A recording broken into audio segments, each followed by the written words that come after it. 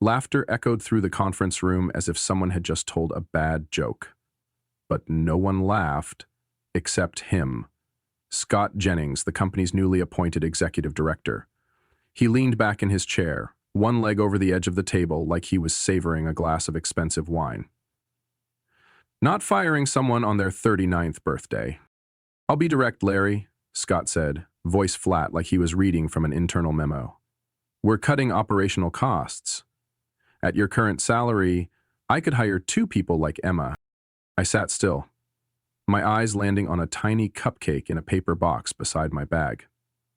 A coworker had left it on my desk earlier that morning, along with a scribbled card that read, "Happy birthday, Larry," in blue marker. My throat tightened. You're saying I'm being replaced? By the intern I just finished training? Scott shrugged with mock regret. She's been here almost 6 months. Learns fast, motivated, and willing to work for half your rate. You're great, just expensive. The air in the room felt heavier, like someone had sealed all the windows. I wondered if Scott noticed my hand clenched around the glass so tightly my knuckles had turned white. I built the entire internal system from the ground up, I said, keeping my tone steady. The department's data depends on every line of code I wrote. You really think she's ready to take over? You documented everything, right? He raised an eyebrow, tapping his fingers on the desk. You've always said you're thorough with your procedures. That reply hit like ice water. Everything suddenly made cruel sense.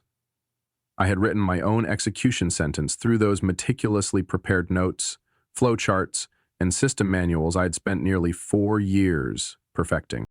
HR's got the paperwork ready, he added, pushing a cream-colored folder toward me. Standard confidentiality, 2 weeks' pay, sign and return to Jane before 4 o'clock. I didn't touch the folder. My eyes drifted to the glass wall beside us, where my reflection floated pale in the cold afternoon light. 39. Never been fired. Never imagined I'd be pushed out of the place, where I'd sacrifice sleepless nights and weekends with my son. Scott stood, circled behind the desk, and extended his hand. Nothing personal. You did your job well, Larry. Times change. I rose, ignoring his hand. I hope you know what you're doing, I said quietly, still staring at the card in my bag. As I stepped out of the conference room, Emma stood frozen in the hallway, face pale and eyes full of confusion. I didn't know about this, she whispered. I thought they were keeping you as a long-term mentor.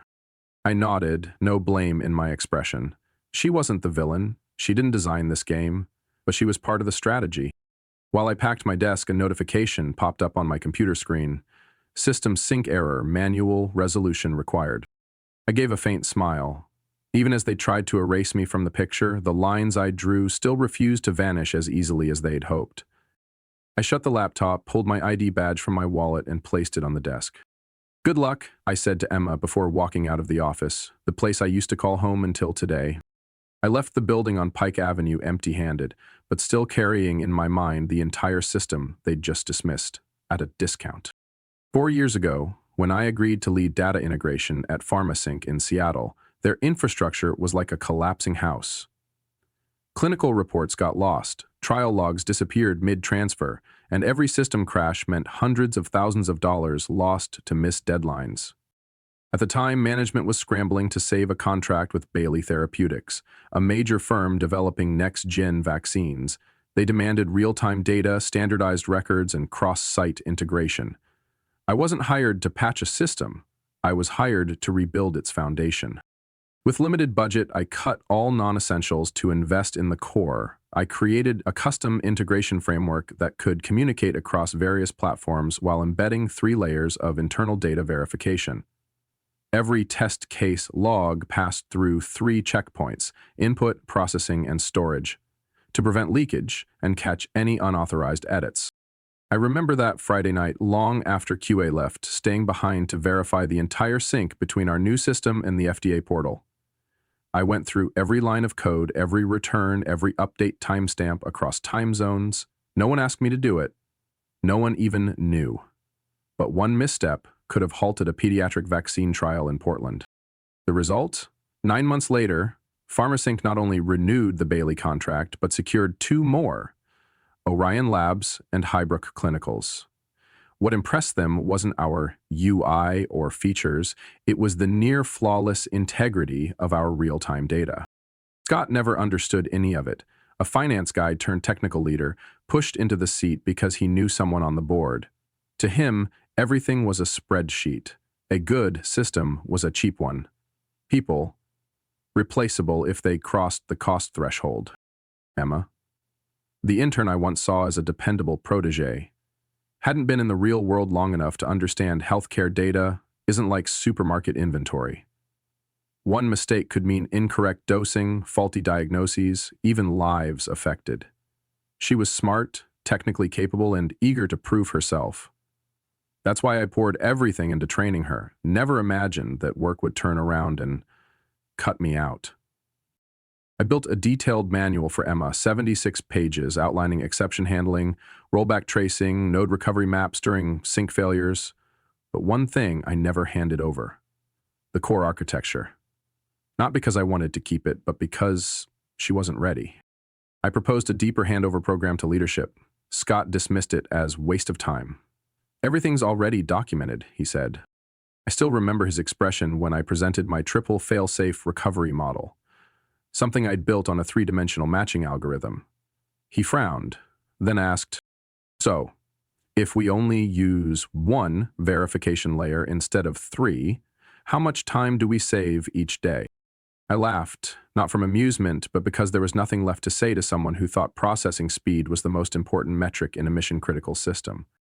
Leaving wasn't something I regretted, but I wasn't ready to let go of what I'd built. This wasn't just code. It was the result of thousands of quiet hours, of countless sleepless nights wondering if a sync function might slip a beat. I didn't know how they'd survive if things went wrong. But one thing was certain: Emma didn't have the key to unlock the deeper structure. And Scott never even knew the door existed. The first call came just one morning after I left, not from my former boss, but from a junior developer on the technical team. His voice was tight with panic. "Larry, I'm sorry to bother you, but I need your help. The DR738 data node is out of sync. It won't align with the subfeedback tables. We tried the manual, but nothing's working." I froze. DR738. That was the section I flagged for manual handling if a sync ever stalled. I opened my mouth to respond, but the line went quiet, like something had just touched the edge of consequences. Emma followed me every morning like a silent shadow. She listened to every instruction, took notes at lightning speed, and asked precise questions like she was trying to piece together a labyrinth. I had no reason to question her intentions. A top graduate from the University of Oregon, Emma came to PharmaSync with a quiet demeanor and eyes full of drive. She was eager to learn, solid in theory, but lacked real-world experience in managing mission-critical systems like ours. At first, I saw training her as a long-term investment. She picked up tasks quickly and started managing routine operations I used to handle myself. I taught her the backup protocols, how to run integrity checks after every update, even let her test run the sandbox system to simulate real-world failures. But the heart of it, the central architecture, hidden verification nodes, layered safeguards, and cross-site data locks, I never gave that away. I don't call it secrecy, I call it caution. Not everyone understands that in the world of medical data, the so-called streamlining the process can often be the quickest route to disaster. But within the 2 months before I was fired, the rhythm in the office began to slip out of alignment. I often saw Scott walk past Emma's desk in the early afternoon. Every time they disappeared from the floor for about 20 to 30 minutes. When I casually asked Emma the first time, she forced a smile. "He just wants to understand the weekly workflow better." I didn't press her, but I noticed that afterward, she always looked like someone who had just finished an exam she wasn't prepared for. One Wednesday afternoon, I discovered, by accident, that my name had been removed from the weekly tech team meeting list. The organizer? Scott. I asked the assistant team and they replied, "It's a management-level meeting, only for those directly involved in strategic changes." I sat in silence for a long time, the words I wrote in last month's report looping in my head. The current architecture should not be altered hastily. Every data path is functioning stably. and any deviation will directly affect end-to-end synchronization. That warning had clearly been tossed aside. Scott never hid his excitement when talking about simplifying operations. In one of the rare review meetings I was still invited to, he spoke like he was pitching a product. "We're wasting too much time on verification steps. If we cut a few, response time would improve significantly." I glanced at him, then turned to Emma, who was quietly typing notes. "Removing the third verification layer means removing the rollback mechanism in case of error. That's not saving time. That's planting a time bomb in the system." Scott folded his arms, smiling. "If it's a bomb, at least it hasn't gone off yet." I left that meeting feeling like someone had just ripped away the safety net beneath a cliff. They were playing a reckless game with a structure I had built piece by piece, without understanding the cost of its collapse. That night, I returned to the office at 8 p.m., under the pretext of checking a routine update. When I reviewed the system logs, I found strange entries. Someone had accessed the second layer of the verification architecture, the one where I'd embedded error-bluking algorithms using an admin account. But it wasn't mine, not the QA team's either. It was Scott's. I closed the log without saving, but the unease followed me through the night. The next morning, Emma arrived unusually early. She brought coffee for both of us, setting mine on my desk without making eye contact. "Something wrong?" I asked, keeping my tone light. She hesitated, then said quickly, "I think I might have done something wrong, but I'm not sure." I just nodded, said nothing. But from that moment, I started recording every change in a personal journal, separate from the default system log. A safeguard, just in case someone tried to erase their tracks from the main records. I was no longer invited to meetings, no longer notified when new updates went live, but I watched enough to know they were trying to rewire the entire verification structure. Optimization isn't inherently bad, but if the decision makers don't understand what the core system is holding up, then everything they build on top is just a hollow shell on sand. When I was called up to the executive office, I wasn't surprised. What I didn't expect was that they chose my birthday for the takedown. Part of me had anticipated it. Another part, quietly hopeful, thought maybe they'd at least wait until they realized what they'd just discarded wasn't a costly resource. It was the only foundation keeping their system from falling apart. That Monday morning after I left PharmaSync, Seattle skies hung gray like the entire city was holding its breath. I had just placed my coffee down when my phone buzzed. The name on the screen? Ryan, a back-end engineer I'd worked with for 3 years. "Larry, sorry to call this early, but the system's in serious trouble," Ryan said in a low, urgent voice. "The trial records from the West Side cluster vanished from the management interface last night. We checked. It's not a display error. The data's really gone." I shot to my feet. The West Side logs are directly linked to the periodic routing table. Did someone tamper with the second layer verification? Emma said she ran an optimization patch Scott sent to speed up processing at the start of the week, Ryan exhaled. But after that, the sync froze. And then the core cluster dropped everything. All the external logs were wiped. I froze. That patch? From Scott? He'd tampered with the core I warned never to touch. And now, the system was drifting without its fallback response path. Stop all override attempts. Do not rerun any parallel processing sequences. We already did last night. Emma thought we could just force the reconnection. I closed my eyes. If they forced it, there was a high chance a series of temporary links were cross-locked and overwrote unverified memory blocks. Ryan, listen carefully. Don't execute anything else. The system's like a chain of dominoes mid-fall. One more nudge and it all crashes. Can you come back and help? Before I could respond, a message from an unknown number popped up. Larry, please call me. It's urgent. Emma. I set my phone down and walked out to the balcony. The cold air slapped my face, clean of any lingering emotion from the call. Down below, the street buzzed as usual. None of them knew that a string of data determining millions of test doses was teetering on the edge of deletion. Not even 20 minutes later, a call from the company's switchboard came in. The caller ID read S. Jennings. I let it ring 4 times before picking up. "Larry, thank you for answering," Scott said, no trace of his usual arrogance in his voice. "We're facing a full-scale system failure. Multiple dashboards are reporting sync errors. Data isn't aligning across the 3 main clusters." I stayed silent. "The customer response system is frozen too. Highbrook wants to verify their master report this morning, but we can't retrieve anything. We need you back, in any capacity. Just fix it." "You picked Emma," I said, "and you automated the one thing I warned you never to touch." "Emma. Couldn't handle the pressure. She called in sick this morning. We need you." I didn't reply right away, hung up, then messaged Emma. "We need to talk." She agreed, meeting me at a cafe near Fremont. When I arrived, she was already there, hunched over, hands clenched together as if holding herself together. "I didn't know they'd run that patch on the live system," she began. "Scott sent it?" "Yes, he said you had approved it but were too busy to implement." I believed him. I wanted to prove I could do it. I nodded. "And now?" "The sample data is gone. They're blaming me for everything. HR sent a notice saying I acted outside authority. I don't know what to do." She pulled out her phone and showed me a text from Scott. "Deploy tonight. Simplify the verification path per the file I sent. Don't tell Larry. I'll handle the post-check." I leaned back in my seat. It wasn't just the data that had been sacrificed. It was the reputation and future of a young developer who only wanted a chance. At the end of the meeting, I stood and handed her a business card from a law firm I trusted.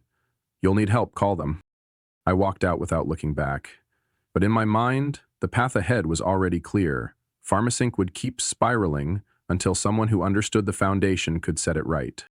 And they would have to pay the price. Not just for the mistake, but for their arrogance. I called Scott back that very evening, just before 8:30. He picked up before the second ring, voice hoarse from lack of sleep and panic. "I'll come back," I said flatly. "As an independent consultant, my rate is $300 per hour, minimum of 40 hours. Payment must be made in advance before I touch anything." Silence on the other end, then he blurted, "We agree. I'll have finance process it within 2 hours. Here will be a formal contract in writing, no internal support clause, no scope creep, no obligations once recovery is complete, and I require full system-level access to resolve the core issues." "I understand," he rushed. "We just need the system back, whatever you need." The next morning, I returned to the Pharmasync building in a charcoal gray shirt, carrying the laptop that had followed me for 5 years. As I entered the main lobby, most employees glanced up, then looked away. Ryan waved from his desk, eyes filled with both relief and guilt. Scott personally met me at the elevator. His face was drained, hair damp with sweat, but he forced out a weak smile. "Larry, thanks for coming. We really need you. I need the signed contract from legal and confirmation of the transfer." He handed me a prepared folder. Everything was printed, signed. The payment note read clearly. "Priority transfer. Internal confirmation complete before 8:15 a.m. I gave a small nod and followed him to the 7th floor, the technical hub where I'd spent over 3 years. My old chair looked more worn than before, but the screen still glowed, waiting for a login. I typed in the admin credentials and sat quietly for 15 seconds, watching the system wheeze through its resource indicators. CPU maxed out, sync processes sluggish, and response data packets blocked at the second layer verification stage. I dug deeper, scanning segment by segment of the architecture I had once built. At least 6 components had been altered. 3 intermediate verification routines had been entirely removed, 2 response chains had their timeout durations cut in half, and a routing module had been redirected with no trace. "Where's Emma?" I asked. Scott sighed, looking away. "She took emergency leave, sent an email overnight. Is who's managing the system right now?" "No one. Everyone's waiting for you." I opened my personal laptop, connected to the internal network, and began checking the sub-processes. Within the first 60 minutes, I identified 2 data flow breaches causing duplicate trial logs. This was a direct result of bypassing second-layer logic checks, an issue I had explicitly warned about 3 months earlier.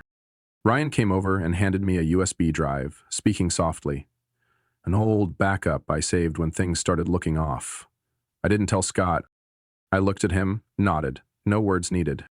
By noon, I had recovered 3 out of 5 core clusters, but the remaining 2 had completely misaligned data structures. One of them was directly connected to a research center in Denver, currently testing a new anticoagulant. If that data was wrong, the entire trial could be suspended. 3 p.m., I ordered a full stop to all automatic sync operations for 4 hours to restore the original processing path. The tech team nodded in unison, as if released from unbearable pressure. No one questioned it. No one needed to. They'd learned that my requests usually came one step before their next mistake. Scott returned around 6 p.m., clutching an energy drink, looking visibly relieved as the dashboard lights began shifting back to green. "You're a lifesaver. I don't know what we were thinking letting you go." I said nothing. My eyes were fixed on the final status bar.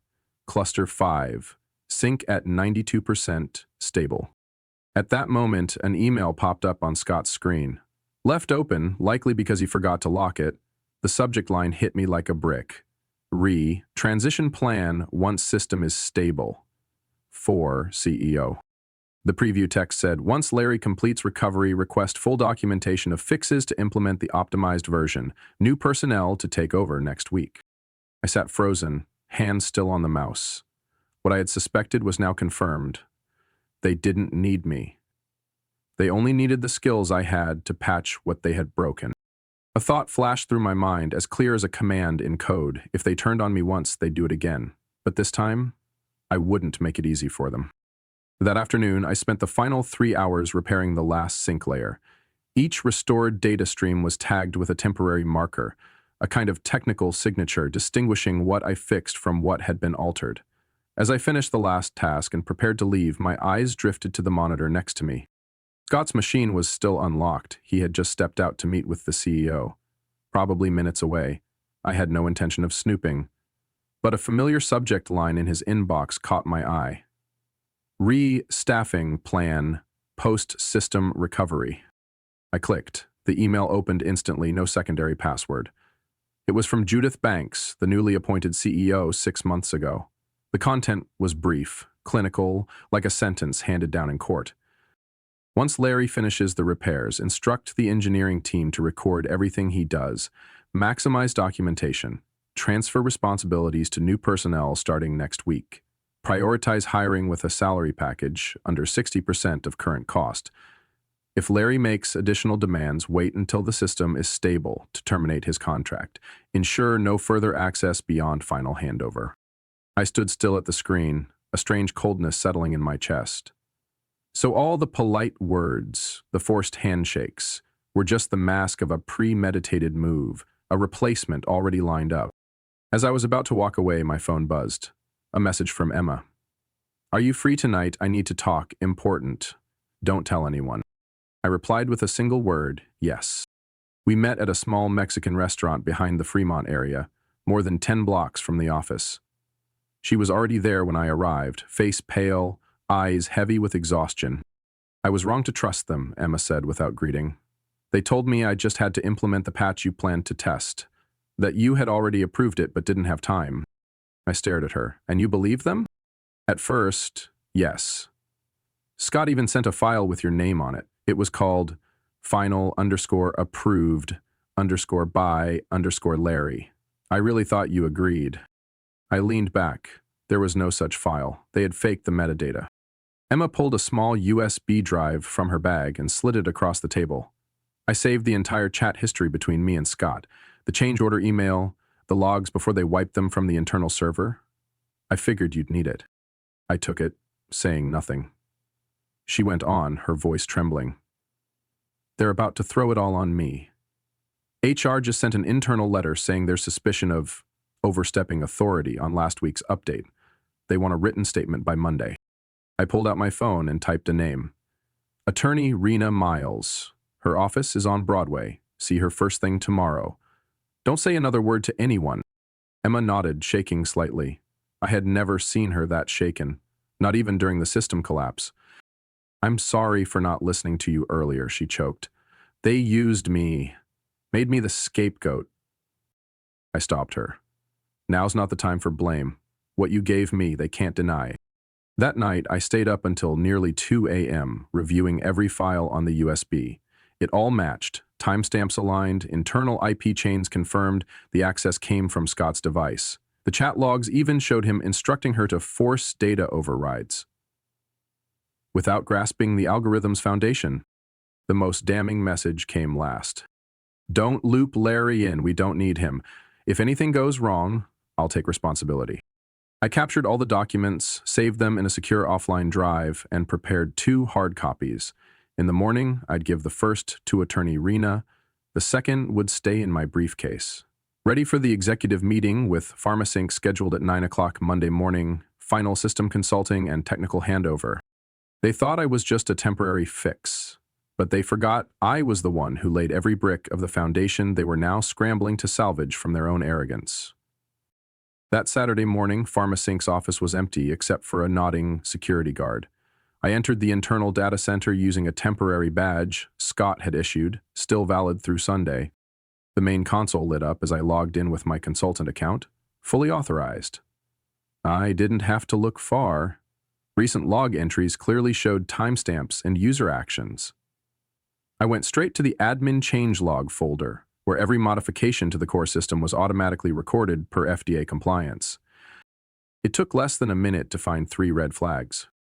First entry, user Shennings_admin. Override verification pathway. Timestamp, 1:46 a.m. March 4th. Note, optimization patch v3, no rollback. But the metadata didn't match the file's original creation time. I opened the code and ran a final verification query. The file showed it was created on February 27th, yet its modification timestamp was logged as March 4th. There was clear evidence of backdated admin-level manipulation, something only someone with the highest system access could perform. I recorded the entire log onto my personal hard drive along with screenshots clearly showing the command line and metadata. Then I opened the automatic verification module to check who had removed the internal checkpoints that allowed trial data to be overridden. Just as expected. Same account, same override action, same fabricated note. I didn't stop there. I switched to the auxiliary backup vault set up after last year's incident, accessible by only 3 people, including me. There I found an unaltered log file where the system still retained the original patch I had deployed back in January, complete with all verification layers. That version had been overridden, but not fully erased. I compared the SHA hashes of both files and confirmed that Scott had used my old code as a base, deleted the verification logic, and saved it under a similar name, verification_redux_Larry approved. A simple deception, but convincing enough to fool someone unfamiliar with the architecture. I created a full copy of the folder containing system logs, edit histories, metadata, and access credentials, storing it in a secure offline drive. Then, I wrote a small script embedded directly into the system core, an invisible alert tool. If anyone accessed the verification layer again or attempted to delete the logs after today, an encrypted email would automatically be sent to 3 addresses, mine, attorney Rena Miles, and a federal agent I had once worked with on a previous project. I named the tool Tripwire, not for the system, but to mark whoever dared to cross the final line. That afternoon, Emma called me from an unfamiliar number and spoke plainly. HR told me to report in on Monday morning. I think they're going to block my access after I submit the statement. Don't respond to anything, I said. Just tell them you're waiting for your attorney. From now on, everything in writing. I sent her a copy of the edited log, annotated with precise timestamps so she could understand the full context before facing them. Before hanging up, I asked, "Did you save any messages from CEO Judith?" Emma replied, "Yes, a short thread, not much, but enough to show she knew about the plan to replace you once the system stabilized." I sat still, fingers tapping lightly on the wooden table in my apartment. The puzzle pieces were almost complete. Scott wasn't the only one at fault. Judith had either been pulled in, or worse, she was orchestrating the move, letting Scott act as the face. I compiled a new report summarizing all the evidence I'd gathered, along with technical commentary. At the end, I inserted a clear warning. Any data manipulation may directly impact clinical trial records in violation of 21 CFR Part 11. Continuing to operate this system in its altered state without restoring original verification structures may result in a federal investigation. I didn't send it, not yet. Everything would wait until exactly the right moment on Monday morning when I walked into the final scheduled meeting with the executive board, a meeting they thought I would attend just to hand over technical documentation. Instead, I'd bring the truth and make sure they couldn't erase a single line. Monday, 5 minutes past 8 a.m. I entered PharmaSync's headquarters carrying a slim briefcase with 3 items: a printed technical report, the official contract from PHA Direct, and a sealed envelope labeled for the Federal Medical Data Compliance Authority, FDA. The receptionist asked me to wait briefly, then escorted me to the 10th floor, where the Everest meeting room glowed under bright lights. As the door opened, the tension inside hit like a drawn wire. Seated at the table were CEO Judith Banks, Scott Jennings, HR Rep Marlene, an internal legal counsel I didn't recognize, and 2 other sharply dressed individuals wearing unbranded ID badges. I nodded, stepped in, and said nothing. Judith spoke first, overly polite in a tone that betrayed her caution. "Larry, thank you for being punctual. As agreed, today we'll conclude your consulting contract and review the system restoration files." I set my briefcase on the table, pulled out a folder, and slid it toward Marlene. "This is a detailed log of the entire repair process, along with a copy of the original logs. The system is now 98% stable. The remaining issues can be handled remotely." Scott exhaled in relief and grabbed the folder, but I wasn't finished. "Before we sign anything, I've invited a few others to join this meeting." The door swung open. Emma stepped in, followed by attorney Rena Miles, FDA compliance officer Victor Ellison, and a man in a dark gray suit who silently took the seat beside Scott. Judith narrowed her eyes. "This is an internal meeting. None of them are authorized to be here." Victor held up his credentials. PharmaSync operates a clinical trial data system under FDA oversight. Any undocumented alterations or falsification fall under federal jurisdiction per 21 CFR Part 11. We are authorized to participate. The internal lawyer's jaw dropped, but before he could object, Rena pulled out a copy of the technical report I had submitted the night before. "We have clear evidence that Mr. Scott Jennings used administrative privileges to alter the system's core verification layer, overwrite timestamps, and forge metadata to validate a dangerous patch, resulting in the system-wide sync failure." I opened my laptop and projected the system logs. Each line landed like a blade, slicing through the paper-thin defense around the table. "This is the access at 1:46 a.m. from a device registered to Scott's office. Here," he pushed a code labeled verification_redux_Larry approved. A forged version, not found in any authorized repository I maintained. Judith's face drained of color. I continued, eyes locked on the screen. "Immediately after, Scott instructed Emma to run the patch, despite her repeated concerns. I have the full message chain." Emma pulled printed pages from her bag, each signed. Rena handed a copy to the internal legal counsel.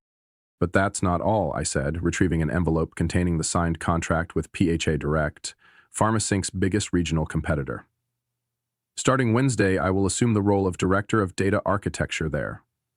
Over the next 30 days, I will oversee system migration for any clients choosing to move off the PharmaSync platform." Judith shot up.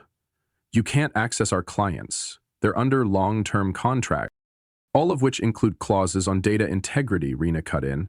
"Once it's proven that the system lacks internal safeguards, clients can exit without penalty, especially when collapse results from falsified technical documentation." Victor nodded and pulled a form from his case. "We are formally initiating an internal audit of PharmaSync within the next 24 hours. Marlene looked pale. Scott stared down, saying nothing. I stood, closed my laptop. "I'm not here for revenge. I'm here to protect the system I built. The mistakes have names behind them." As I reached the door, I turned back once. "If you plan to replace someone next time, don't touch what you never understood." Emma walked out of the room with me. Outside, sunlight streamed across the tiled floor, casting long shadows in silent procession. No words were needed. The meeting continued inside, but my part had ended. Perfectly. 6 months after walking out of that tense boardroom, I now sat behind the glass walls of an office on the 17th floor of PHA Direct's headquarters, overlooking the bustling streets of downtown Portland. A silver-plated nameplate on the door read, Larry Whitmore, Director of Data Systems Architecture. Behind me, light filtered through half-drawn blinds, reflecting off two framed photos. One was the new system architecture blueprint, the other a group photo from our first day after relocating the team. Emma sat in the conference room next door, her fingers gliding across the touchscreen as she presented the automated verification design I had assigned her. She had changed. No longer timid or silent during unfair meetings. She was now the operations team lead, in charge of all the day-to-day processes of the new system I'd built from scratch. Across the hall, Ryan, the back-end engineer who once called me in a panic, was discussing with a representative from a Canadian pharmaceutical firm. They were looking to migrate their entire clinical data platform to the integrated system we had developed. That was our 12th client since I signed with PHA. At first, I thought I'd simply rebuild a version of the old system, but with full creative control, I went further. A platform capable of learning from data behavior, optimizing sync routes in real time, and most importantly, one that prevented any individual, no matter how senior, from altering its core structure without leaving a permanent trace. We named it Sentinel, not for how it looked, but for what it did. A loyal guardian, defending data with layers of verification no one could bypass. In the industry, people started talking, a new system not just stable but self-defending. MedTech Weekly even featured a spotlight on the architect behind Sentinel. I didn't give interviews, I just worked, and watched as the place that tried to replace me with someone cheaper began to fall apart. After a 3-month investigation by the FDA, Pharmasync lost its authority to operate 2 ongoing clinical trials. Their 3 biggest clients unilaterally terminated contracts and publicly cited internal control violations and falsified verification procedures. Judith Banks resigned quietly. No press conference. Instead, a short internal email was sent to all staff stating she would be transitioning to an independent advisory role next quarter. Soon after, Scott vanished from the org chart. His LinkedIn was locked, no explanation left behind. The last I heard, Pharmasync's parent company sold most of its stake to a Minnesota-based medical tech firm at a valuation less than half of what it had been earlier that year. Within PHA, I never brought up the past. But when a client asked, what makes your system different, I always gave the same answer. We didn't build this to serve leadership. We built it to protect data from those who don't understand it. That afternoon, as I was wrapping up the quarterly report, a message came in from PHA's CEO. We've been nominated for this year's National Health Data Innovation Award. They want you to present to the board. I looked up, down the hall, where warm light spilled from the technical meeting room. Emma was speaking with Ryan. They were both smiling. I didn't need a trophy to know we did the right thing, but if there was a stage to step onto, I'd bring the whole team. Those once dismissed, nearly made scapegoats, now the heart of the strongest system in the industry. I opened the new design draft on my screen, reviewing the final lines of code for next month's update. In the corner, the Sentinel icon displayed a status alert. All partitions, verification complete, no unauthorized access detected. I smiled slightly, clicked save, and stood up. The 6-month anniversary celebration was about to begin. No one had to remind me that the war was over, because the last person standing on the battlefield was the one who never let go. Larry's story is a powerful reminder that integrity, expertise, and resolve carry more lasting value than any shortcut or power play. Even after betrayal and a harsh dismissal, he chose not vengeance, but proof, exposing the truth with skill and unshakable ethics.